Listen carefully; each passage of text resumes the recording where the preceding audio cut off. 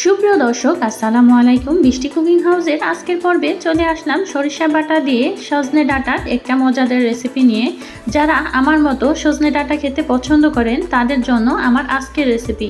আশা করি আমার আজকের এই মজাদার রেসিপিটি আপনাদের কাছে ভালো লাগবে। ভালো লাগলে অবশ্যই আমাদের সাথেই থাকবেন আর রেসিপিটি ফলো করে একবার হলেও আপনারা বাসায় এটা তৈরি করবেন এবং আপনাদের কাছে কেমন লেগেছে সেটাও আমাদের অবশ্যই জানাবেন। তাহলে চলুন বেশি কথা না বলে আমরা মূল রেসিপিতে চলে যাই। এই রেসিপিটি করার জন্য আমাদের লাগবে সজনে। এখানে আমরা কয়েকটা সজনে নিয়েছি। এই সজনে ডাঁটাটাকে খুব ভালোভাবে কেটে নিতে হবে। প্রথমে এই সজনেগুলোকে টুকরো করে নিতে হবে। এখানে সজনের আঁশ ছাড়িয়ে আমরা ছোট ছোট করে টুকরো করে নিচ্ছি। আপনারা চাইলে আপনাদের পছন্দ মতো ছোট বড় টুকরো করে নিতে পারেন। এখানে আমাদের আরও কিছু উপকরণ লাগবে। আমরা একটা মশলা তৈরি করব, সেজন্য এখানে 1 টেবিল চামচ কালো সরিষা, 3টা বড় সাইজের পেঁয়াজ, একটা রসুন এবং স্বাদ মতো শুকনা মরিচ নিয়েছি।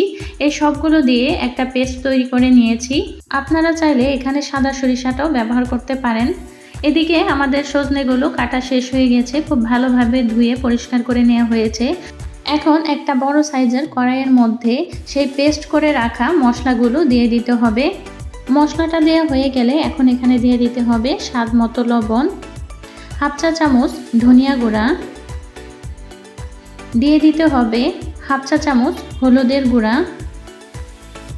এবার দিয়ে দেওয়া হচ্ছে পরিমাণ মতো তেল। এখানে প্রায় 2 টেবিল চামচের মতো সয়াবিন তেল দিয়ে দেওয়া হলো। তেলটা দিয়ে হাতের সাহায্যে মশলাটাকে খুব ভালোভাবে মিশিয়ে নিতে হবে। এখানে কোনো মরিচের গুঁড়া ব্যবহার করা হয়নি, যেহেতু এখানে শুকনা মরিচ বেটে নেওয়া হয়েছে। সে কারণে মশলাটাকে যখন খুব ভালোভাবে মাখানো হয়ে যাবে তখন এখানে আগে থেকে ধুয়ে রাখা সজনে ডাঁটাগুলো দিয়ে দিতে হবে এবং হাতের সাহায্যে মশলার সাথে খুব ভালোভাবে এটাকে মেখে নিতে হবে। খুব ভালোভাবে যখন এটা মাখানো হয়ে যাবে তখন এখানে দিয়ে দিতে হবে পরিমাণ মতো পানি। এই কাজটা অবশ্যই হাতের সাহায্যে করবেন।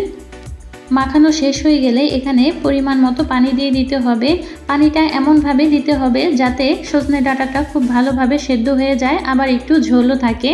মাখানো শেষ হলে এখন এটা চুলায় বসিয়ে দিতে হবে। ঢাকনা দিয়ে আমি চুলাটা অন করে দিলাম। এখন এটা রান্না হতে থাক এবং কিছুক্ষণ পর পরে এটা ঢাকনাটা খুলে নেড়ে দিতে হবে। এতে করে সাজনাগুলো খুব সুন্দরভাবে সেদ্ধ হয়ে যাবে। এই রান্নাটা করতে খুব বেশি সময় লাগে না, 15-20 মিনিটের মধ্যে এই রান্নাটা হয়ে যাবে। যখন দেখবেন ডাঁটাগুলো সিদ্ধ হয়ে গেছে এবং ঝোলটা টেনে এসেছে তখন বুঝতে হবে রান্নাটা হয়ে গেছে। এভাবে করে আমরা কিছুক্ষণ পর পর ঢাকনাটা খুলে দেব এবং ভালোভাবে উল্টে পাল্টে নেড়ে দেব। এতে করে উপরের গুলো সহ ভালোভাবে সেদ্ধ হয়ে যাবে। ফিরে এলাম প্রায় 20 মিনিট পরে। 20 মিনিট পরে দেখুন এর ঝোলটা অনেকটাই টেনে এসেছে এবং সজনে ডাঁটাগুলো খুব ভালোভাবে সেদ্ধ হয়ে গেছে। এ পর্যায়ে আমি চুলাটা বন্ধ করে দেব এবং আপনাদের পরিবেশন করে দেখাচ্ছি। দেখুন এর চেহারাটা দেখতে কতটা সুন্দর হয়েছে।